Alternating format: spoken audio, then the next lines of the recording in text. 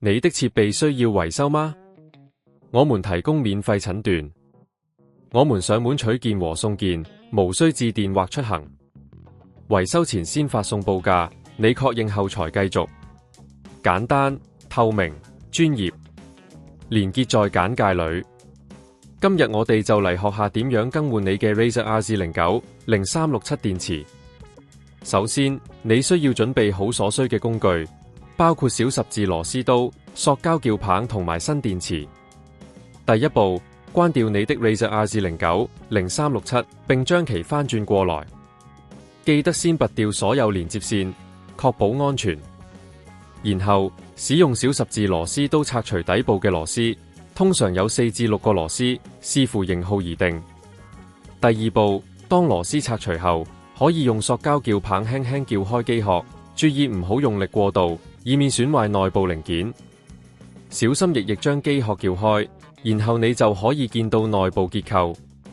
接着，尋找電池連接器，通常會有一條小線連接住電池同主板。小心地斷開連接，然後取出舊電池。記住，舊電池可能會有膨脹，應小心處理。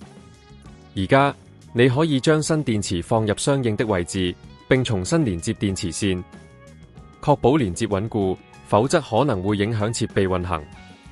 最後，將機殼合上，並把之前拆除嘅螺絲鎖緊。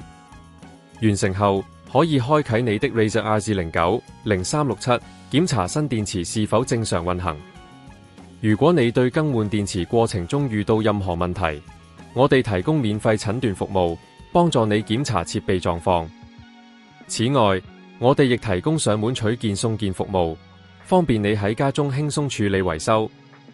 在你動手之前，記得查詢維修前報價，確保你了解所有可能涉及嘅費用。希望呢個教學可以幫助到你，讓你無障礙繼續享受遊戲。你的設備需要維修嗎？